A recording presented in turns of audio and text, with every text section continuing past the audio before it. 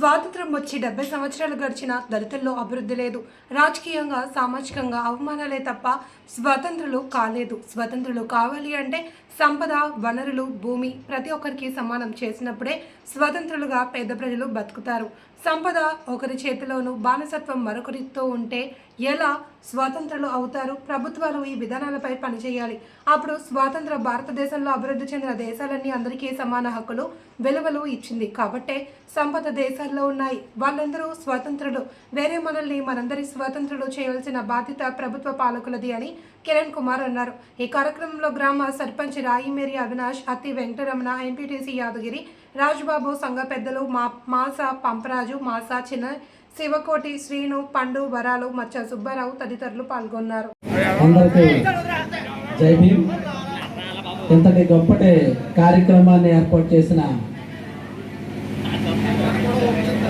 ఈ సంఘ పెద్దలకు, అతిథిగా విచ్చేసిన ప్రెసిడెంట్ గారికి, మాజీ ప్రెసిడెంట్ గారికి, ఎంపీటీసీలకి ప్రత్యేకమైన జై భీమ్.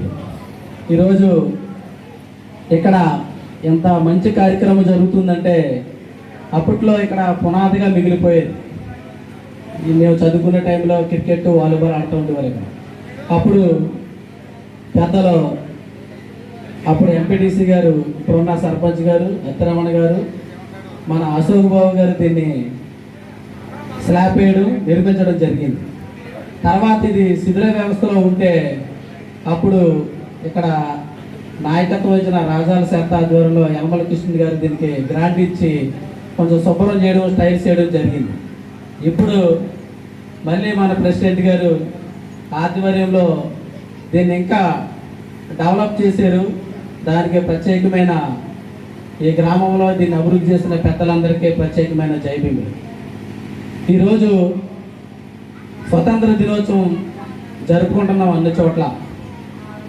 స్వతంత్రం రాకముందు బ్రిటిష్ వారి దగ్గరికి గాంధీ గారు, అక్కడ జిన్నా గారు, అంబేద్కర్ మీకు స్వతంత్రం ఇస్తున్నాం కదా, ఏంటి మీ కోరికలని అక్కడ బ్రిటిష్ ప్రభుత్వ ప్రధాని అడిగినప్పుడు గాంధీజీ మేమందరినీ ఇప్పటి వరకు సమానంగా చూస్తున్నాము, నాకు ఎటువంటి ఇబ్బందులు లేవని చెప్పడం జరిగింది.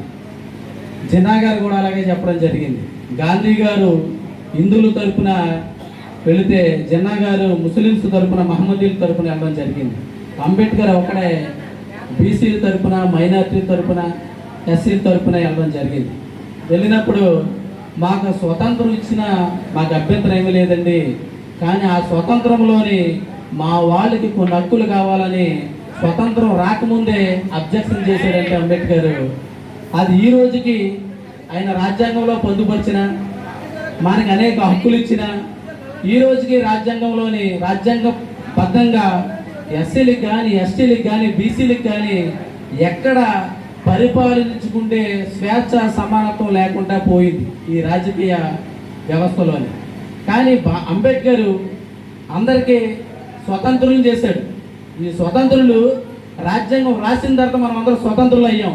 స్వతంత్రులు అయ్యేమే కానీ స్వతంత్రంగా బతికే స్వేచ్ఛ ఇప్పుడు కూడా ఇంచుమించుగా ఎస్సీలకి, బీసీలకు కూడా లేదు. ఎందుకంటే కొన్ని ప్రాంతాల్లోని బీసీల మీద దాడులు చేస్తారు, కొన్ని ప్రాంతాల్లోని ఎస్టీల మీద దాడి చేస్తారు, కొన్ని ప్రాంతాల్లో ఎస్సీల మీద దాడి చేస్తారు. ఎందుకంటే వీళ్ళకి రాజకీయంగా, సామాజికంగా ఒక లీడర్షిప్ రావడానికి ఈ రాజకీయ అగ్రవర్ణాలు ఒప్పుకోరండి. ఎందుకంటే ఈరోజు ఎస్సీ, ఎస్టీ అట్రాసిటీ కేసు వచ్చిందని మనం అందరం చెప్పుకుంటున్నాం. దీని వెనక సుమారు 14 మంది ప్రాణాలు బలవుతేనే ఈ చట్టం మనకు వచ్చింది. కారం చెడు చుండూరులో జరిగిన ఘటనల్ని దేశవ్యాప్తంగా ఉద్యమం చేస్తే మనకి ఈ చట్టం వచ్చింది. ఈ చట్టం కూడా ఇప్పుడున్న ప్రభుత్వాలు దాన్ని తూట్లు పొడిసి అట్రాసిటీ చట్టం అన్యాయం జరిగిందని పెట్టినా సరే దానికి న్యాయం చేయకుండా పక్కదారి పట్టిస్తున్నారు. అంటే మనకి న్యాయం జరిగిందా? మనం స్వతంత్రం అయ్యామా? అవలేదు. అందుకే అంబేద్కర్ కానీ, కాన్సీరామ్ గారు ఏంటంటే సంపద సమానం చేసినప్పుడే, సంపద అంటే భూమి, ప్రభుత్వం నుండే సంపద, వనరులు సమానం చేసినప్పుడే సమానత్వం వస్తుందే తప్ప, స్వతంత్రులు అవుతారే తప్ప భూమి ఒకటి చేతుల్లోని, బానిసత్వం ఒకటి చేతిలో ఉన్నప్పుడు స్వతంత్రులు ఎప్పటికీ అవ్వలేరని అంబేద్కర్ చెప్పిన అడుగుజాడలో కాన్సీరం కూడా చెప్పడం జరిగింది. అందుకే మనం కోరుకునేది ఏంటంటే నిజమైన స్వతంత్రులుగా అవ్వాలి, నిజమైన స్వతంత్రులుగా ఈ దేశాన్ని పరిపాలించాలి, ఈ రాష్ట్రాన్ని పరిపాలించాలి, ఈ నియోజకవర్గాన్ని పరిపాలించాలి, ఈ గ్రామాన్ని పరిపాలించాలి. ఈ విధంగా ఉండాలి. ఆ విధంగా ఉండే విధంగా మీరందరూ మనమందరూ ప్రయత్నం చేయాలి. మన గ్రామ అభివృద్ధిలోని ఏ మంచి పని చేసినా ప్రతి ఒక్కరిని గౌరవించుకోవడం మన ధర్మం. ఎందుకంటే ఎవరికి అవకాశం వచ్చినప్పుడు వాళ్ళు పని చేయాలి. రేపు ఇంకోటికి అవకాశం రావచ్చు, ఆడి పని చేయాలి గ్రామ అభివృద్ధిలోని. అంతేగాని వ్యత్యాసాలకి, కోపాలకి, పగలకి పోకూడదు. స్వతంత్ర దినోత్సవం రోజు మీ అందరికీ స్వతంత్ర దినోత్సవ శుభాకాంక్షలు చెప్తున్నాను. కానీ మీరు స్వతంత్రులు కాలేదు. ఇది నేను చెప్పిన మాట కాదు, అంబేద్కర్ చెప్పిన మాట. రాజ్యాంగంలో ఎక్కడ అమలుపరచకపోయినా ఆ రాజ్యాంగాన్ని తగలబెట్టండి అని చెప్పాడు అంబేద్కర్. తగలబెడతారా? ఆ రాజ్యాంగంలో ఉన్న లూపులేలు పట్టుకొని మన మీద పెత్తనం చేస్తున్నారు. అందరూ మన దొక్కడానికి చూస్తున్నారు. ఇప్పటికైనా శుద్ధి మించింది ఏమీ లేదు. మన గ్రామంలోని అభివృద్ధిలోని ప్రతి విషయంలోని అందరూ చేదోడుగా ఓదోడుగా ఉండి అందరి సమానం కోసం, అందరి సమాన హక్కుల కోసం మనం అందరం పాటుపడదాం. ఈ మంచి అవకాశం ఇచ్చిన మీ అందరికీ ప్రత్యేకమైన జై భీమ్. జై భీమ్.